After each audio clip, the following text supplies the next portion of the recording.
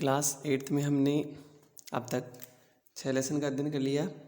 आज हम 7वें पाठ का अध्ययन करेंगे। हमारे पाठ का नाम है क्या निराश हुआ जाए। पाठ पर आए। मेरा मन कभी कभी बैठा जाता है, यानी चिंता में पड़ जाता है, निराश हो जाता है। समाचार पत्रों में ठगी, डकैती, चोरी, तस्करी और भ्रष्टाचार के समाचार भरे रहते हैं। आरोप प्रत्यारोप का ऐसा वातावरण बन गया है कि लगता है कि देश के कोई ईमानदार आदमी ही नहीं रह गया है। हर व्यक्ति संदेह की दृष्टि से देखा जा रहा है। जो जितने ऊंचे पद पर है वह उतने ही अधिक दोष दिखाए जाते हैं। ये जो पाठ है वो हजारी प्रसाद द्विवेदी के द्वारा रचित है। आपके पास कठिन शब्द दे रखे हैं, संदर्भ प्रसंग दे रखा है, व्याख्या देखिए, एक बार संदर्भ और प्रसंग देख लेते हैं हम। प्रस्तुत पद्यांश हमारी पाठ्यपुस्तक वसंत में संकलित हजारी प्रसाद द्विवेदी की निबंध क्या निराश हुआ जाए से लिया गया है। इस अंश में लेखक ने आज के भारतीय समाज की दशा बड़ी निराशाजनक दिखाई है। यानी आज का जो अखबार आता है उस पर ज़्यादातर ऐसी घटनाएं लिखी हुई रहती है जिससे आदमी देखता है एक दूसरे के ऊपर प्रत्यारोप, दोष आरोपण किया जा रहा है। फिर व्याख्या देखें आप, और उसके बाद में क्वेश्चन आंसर है उनको देखें। आगे पाठ पर आइए सेकंड टॉपिक पे। एक बहुत बड़े आदमी ने मुझे एक बार कहा था कि इस समय सुखी वही है जो कुछ नहीं करता। जो कुछ भी करेगा उसमें दोष खोजने लगेंगे, उसके सारे गुण भुला दिए जाएंगे और दोषों को बढ़ा चढ़ाकर दिखाया जाने लगेगा। दोष किसमें नहीं होते, यही कारण है कि हर आदमी दोषी अधिक दिख रहा है, गुणी कम या बिल्कुल ही नहीं। स्थिति अगर ऐसी है तो निश्चय ही चिंता का विषय है। इसके बाद में आपके कठिन शब्दार्थ हैं, संदर्भ प्रश्न देखें, व्याख्या देखें और क्वेश्चन आंसर हैं उनको आप देखें। आगे देखिए पाठ के अंदर थर्ड टॉपिक, क्या यही भारतवर्ष है जिसका सपना तिलक और गांधी ने देखा था। रविंद्रनाथ ठाकुर और मदन मोहन मालवीय का महान संस्कृति सभ्य भारतवर्ष किस अतीत की गह्वर में डूब गया। गह्वर यानी गड्ढे या पतन में डूब गया। आर्य और द्रविड़, हिंदू और मुसलमान, यूरोपीय और भारतीय आदर्शों की मिलन भूमि मानव महासमुद्र क्या सूखी गया। यहाँ पर एक कवि के मन में प्रश्न उत्पन्न हुआ। ऐसा मन करता है, ऐसा हो ही नहीं सकता। हमारे महान मनीषियों यानी ऋषि मुनियों द्वारा ने सपने का जो भारत है वो रहेगा। फिर कठिन शब्दार्थ देंगे, संदर्भ प्रसंग, व्याख्या और क्वेश्चन आंसर देखें। आगे चौथे टॉपिक पे आइए आप। यह सही है कि इन दिनों कुछ ऐसा माहौल बना है कि ईमानदारी से मेहनत करके जीविका चलाने वाले निरीह और भोले भाले श्रमजीवी पिस रहे हैं। श्रमजीवी यानी परिश्रम करने वाले पिस रहे हैं, यानी क्या हो रहे हैं कि इन्होंने जो परिश्रम किया, श्रमजीवी हैं वो परिश्रम कर रहे हैं लेकिन उनको उसका फल प्राप्त नहीं हो रहा, सकारात्मक फल प्राप्त नहीं हो रहा। और झूठ तथा फरेब का रोजगार करने वाले फल फूल रहे हैं। ईमानदारी को मूर्खता का पर्याय समझा जाने लगा है। सच्चाई केवल भीरू और बेबस लोगों के हिस्से में पड़ी है। भीरू और बेबस लोगों के, भीरू यानी डरपोक या कायर, और बेबस यानी लाचार लोगों के हिस्से में पड़ी है। सच्चाई तो केवल ऐसे लोगों के पास है जो डरपोक या कायर है या जो लाचार है। ऐसी स्थिति में जीवन के महान मूल्यों के बारे में लोगों की आस्था ही हिलने लगी है। आगे पांचवें पॉइंट पे आइए आप।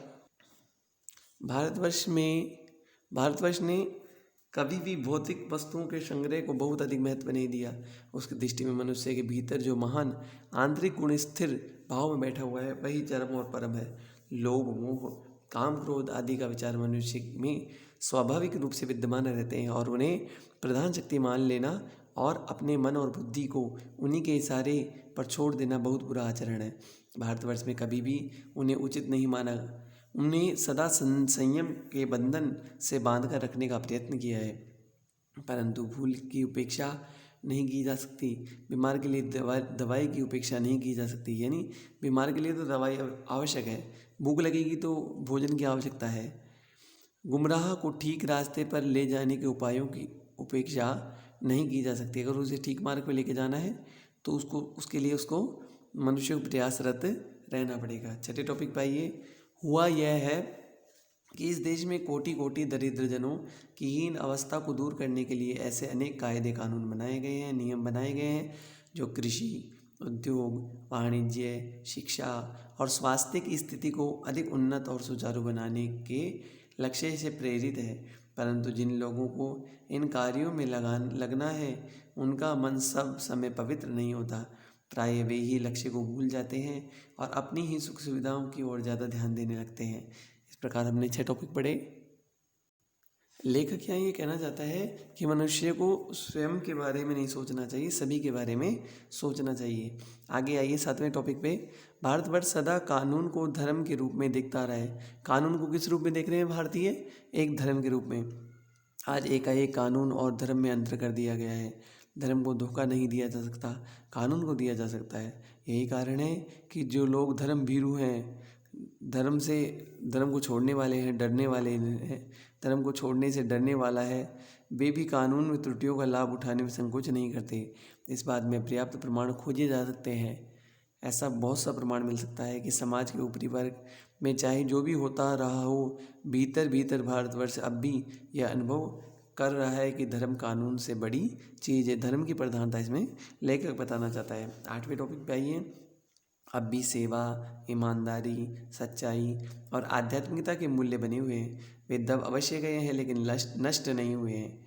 आज भी ये वह मनुष्य से प्रेम करता है, महिलाओं का सम्मान करता है, झूठ और चोरी को गलत समझता है, दूसरे को पीड़ा पहुंचाने को पाप समझता है। हर आदमी अपने व्यक्तिगत जीवन में इस बात का अनुभव करता है। समाचार पत्रों में जो भ्रष्टाचार के प्रति इतना आक्रोश है, वह यही साबित करता है कि हम ऐसी चीज़ों को गलत समझते हैं जो समाज में उन तत्वों की प्रतिष्ठा कम करना चाहते हैं जो गलत तरीके से धन या मान संग्रह करते हैं।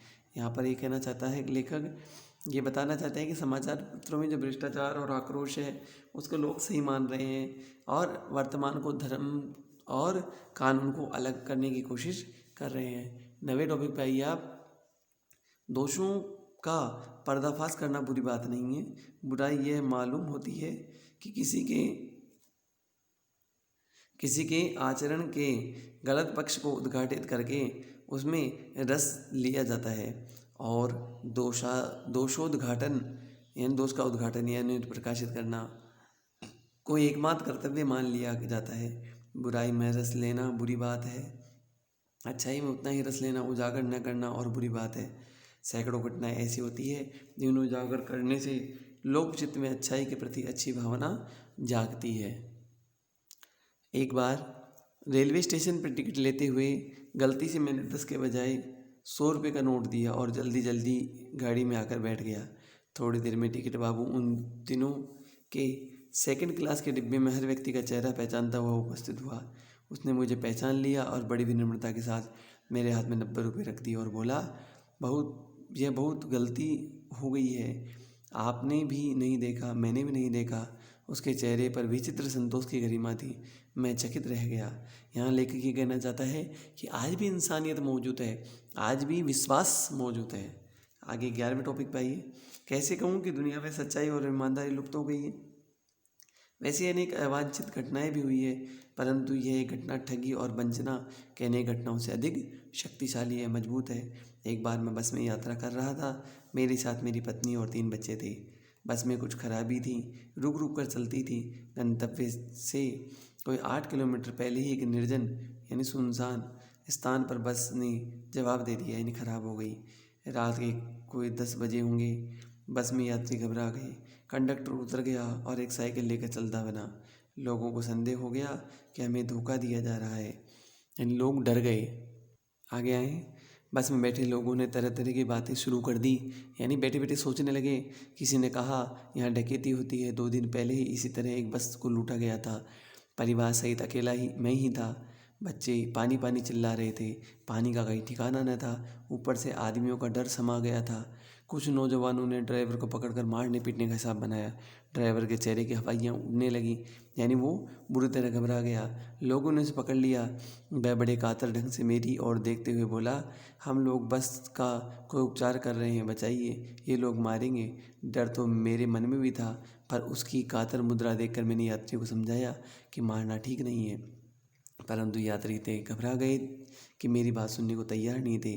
कहने लगे, इनकी बातों में मत आइए, धोखा दे रहा है। कंडक्टर को पहले ही डाकुओं ने यहाँ भेज दिया है।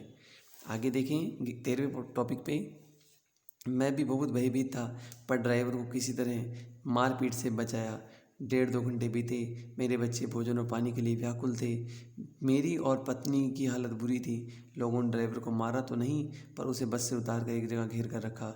कोई भी दुर्घटना होती है तो पहले ड्राइवर समाप्त कर देना उसे उचित जान पड़ा। मेरे गिड़गिड़ाने का कोई विशेष असर नहीं पड़ा, यानी मैंने जो उनको कहा उसका कोई असर नहीं पड़ा। इसी समय क्या देखता हूँ कि एक खाली बस चली आ रही है और हम उस पर हमारा बस कंडक्टर भी बैठा है। उसे आते ही कहा, अड्डे से नई बस लाया हूँ, इस पर बैठिए, वह बस चलाने लायक नहीं है। फिर मेरे पास एक लोटे में पानी और थोड़ा दूध लेकर आया और बोला, पंडित जी, बच्चों को रोना मुझसे देखा नहीं गया, वही दूध मिला था, थोड़ा लेता आया। यात्रियों में फिर जान आ गई। सबने उसे धन्यवाद दिया। ड्राइवर ने माफ़ी मांगी और 12 बजे से पहले ही हम सब लोग बस अड्डे पर पहुंच गए। कैसे कहूँ कि मनुष्यता एकदम समाप्त हो गई। कैसे कहूँ कि लोगों में दया माया रह ही नहीं गई। यानी ऐसा भी नहीं है कि दया नहीं रही। जीवन में जाने कितनी ऐसी घटनाएं हुई जिन्हें मैं भूल नहीं सकता। ठगा भी गया हूँ, धोखा भी खाया है, परंतु बहुत कम स्थलों पर विश्वासघात नाम की चीज़ मिलती है। केवल उन्हीं बातों का हिसाब रखो जिनमें धोखा खाया है। जीवन कष्टकर हो जाएगा, परंतु ऐसी घटनाएं भी बहुत कम नहीं हैं जो लोगों को अकारण सहायता की है, निराश मन को ढांढस दिया है, हिम्मत बनाई है, यानी मजबूती प्रदान की गई है। आगे आइए 15वें टॉपिक पे। कविवर यानी कवियों में श्रेष्ठ रविंद्रनाथ ठाकुर ने अपने प्रार्थना गीत में भगवान से प्रार्थना की कि संसार में केवल नुकसान ही उठाना पड़े, धोखा ही खाना पड़े, और ऐसे अवसरों पर भी हे प्रभु मुझे ऐसी शक्ति दो कि मैं तुम्हारे ऊपर संदेह न करूं। मनुष्य की बनाई विधियां गलत नतीजे तक पहुंच रही है तो उन्हें बदलना होगा। वस्तुतः आए दिन इन्हें बदलना ही जा रहा है, लेकिन अब भी आशा की ज्योति बुझी नहीं है। महान भारतवर्ष को पाने की संभावना बनी रहेगी। मेरे मन निराश होने की ज़रूरत नहीं है। इस प्रकार हमारा पाठ कंप्लीट हुआ।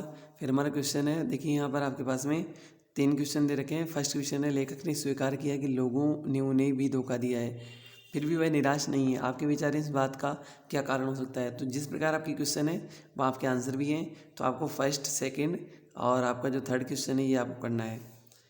और इसमें आपको ये बताना है, जैसे फर्स्ट क्वेश्चन है आपका, तो इसमें विचार प्रकट करने हैं। जैसे लेखक धोखा खाने के बाद भी इसलिए निराश नहीं है क्योंकि वह जीवन के प्रति आशावादी दृष्टिकोण रखने वाला व्यक्ति है, यानी उम्मीद रखता है। उसके साथ विश्वासघात बहुत कम हुआ है। ऐसी भी बहुत सी घटनाएं हैं जो लोगों ने बिना कारण उसकी मदद की है।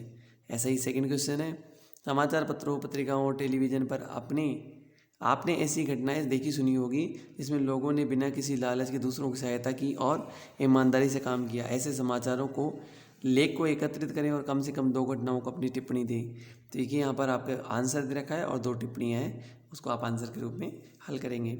थर्ड क्वेश्चन है आपका, लेखक ने अपने जीवन में 2 घटनाओं में रेलवे के टिकट बाबू और बस कंडक्टर की अच्छाई और ईमानदारी की बात बताई है।